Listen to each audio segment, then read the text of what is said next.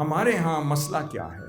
ہم چاہتے ہیں مولا دے، پھر کہتے ہیں مجھے ہی دے، پھر جب مانگتے ہیں مانگنے میں بھی ہم کسی کو شریک نہیں کرتے، تو جس دن اس نے دے دیا تو شریک کہاں سے کریں گے؟ ہم یہ نہیں کہتے مولا مجھے دے، کسی نے کہا مولا ہم سارے تاجروں کو اکٹھا دے اور ایک جیسا دے۔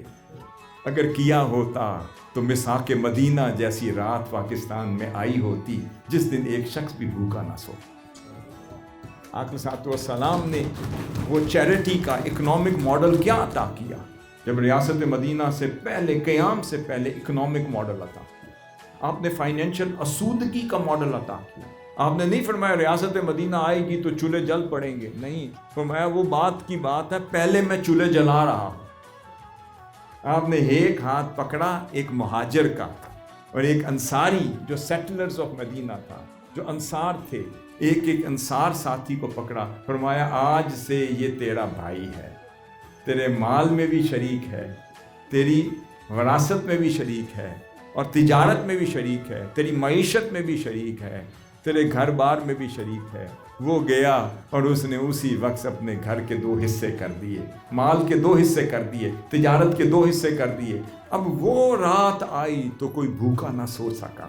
فرمایا تمہارے پاس صنعتیں ہیں، تجارتیں ہیں، سب کچھ ہے، تو میرے صحابیوں اتنا کرو کہ آج کی رات اپنی ڈیزائر کو کم کر دو، بس، اور کچھ نہیں۔ میں اپنی ڈیزائر اور طلب کو اور اپنی حرص کو، لالچ کو، ڈیزائر کو، طلب کو، گریڈ کو تھوڑا سا کم کر دو۔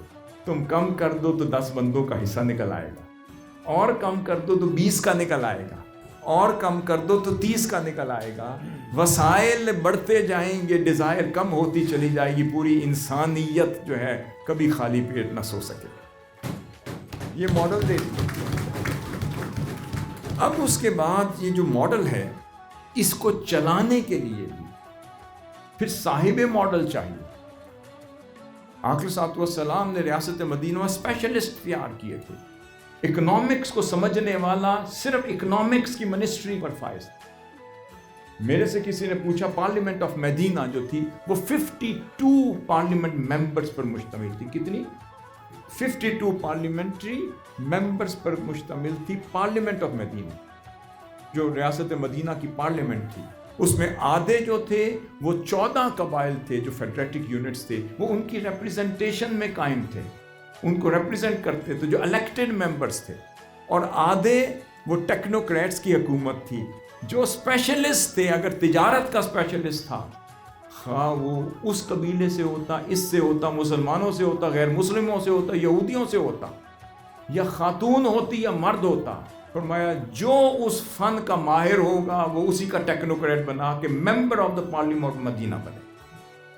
اب یہ وزڈم دیکھیں کہ اس میں تجارت، لوکل باڈیز، اس میں افیئرز، گورنمنٹ افیئرز، ہر چیز کا ایک اسپیشلسٹ، زراعت کا اسپیشلسٹ اس کا منسٹر بنا، تجارت کا اس کا بنا، فائنینس کا اس کا بنا، لوکل باڈیز کا اس کا بنا، گورننس کا اس کا بنا۔ تو آقا صلی اللہ علیہ وسلم نے ایک ماڈل دیا کہ میں جو اسپیشلسٹ ہے اسے جو جس سیٹ کا اہل ہوتا ہے ریاست مدینہ میں اس کو منتخب کر کے وہیں پر اپوائنٹ کیا جاتا۔ اب یہاں پر ایک ماڈل پیچھے چلا جاؤں، اب آپ سورۃ یوسف اٹھا کر دیکھ لیں۔ میری جو اگلی کتاب آ رہی ہے پوری سورۃ یوسف سے میں نے اکنامک ماڈل نکالا۔ یہ سورۃ کہف کمپلیٹ کی، اب سورۃ یوسف بھی میری ریڈی ہے، ریڈی ٹو پرنٹ ہے۔ اس میں پوری سیدنا یوسف علیہ السلام کا اکنامک ماڈل میں نے اخذ کیا ہے، آپ کا گڈ گورننس کا ماڈل اخذ کیا ہے، اور آپ کے نالج کے لیے فرسٹ ٹیکس ایمنسٹی اسکیم کے بانی سیدنا یوسف علیہ السلام، گڈ گورننس کے مالک سیدنا یوسف علیہ السلام ہیں، فائنینشل ماڈل کے مالک سیدنا یوسف علیہ السلام ہیں، اکنامک سسٹم کے پہلے مالک یوسف علیہ السلام ہیں، ایگریکلچر سائنس کے مالک سیدنا یوسف علیہ السلام، اور اریگیشن سائنس کے جو بانی ہے وہ سیدنا یوسف علیہ السلام۔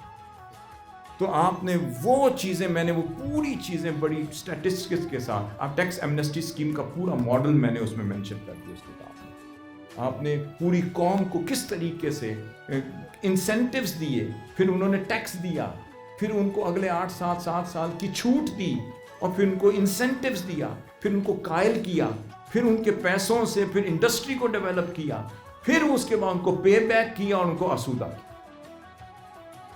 اب یہ جو ماڈل ہے اس کے بانی بھی سیدنا یوسف علیہ السلام، اور پھر مالکانہ حقوق کا نظام بھی آپ نے عطا کیا، آپ نے اریگیشن انڈسٹری ڈیولپ کر دی۔ آقا صلی اللہ علیہ وسلم نے فرمایا من احیا ارضا میتۃ فہی لہ، جو میری ریاست مدینہ کی بنجر زمین کو آباد کر دیتا میں اس کو مالک بنا دیتا۔ مگر ساتھ آقا صلی اللہ علیہ وسلم نے فرمایا کہ جس نے 3 سال تک اس زمین کو صرف ہتھیائے رکھا اور اس پر کاشتکاری نہیں کی تو ریاست وہ زمین اس سے واپس لے لے گی 3 سال بعد۔ یہ ہے بیلنس۔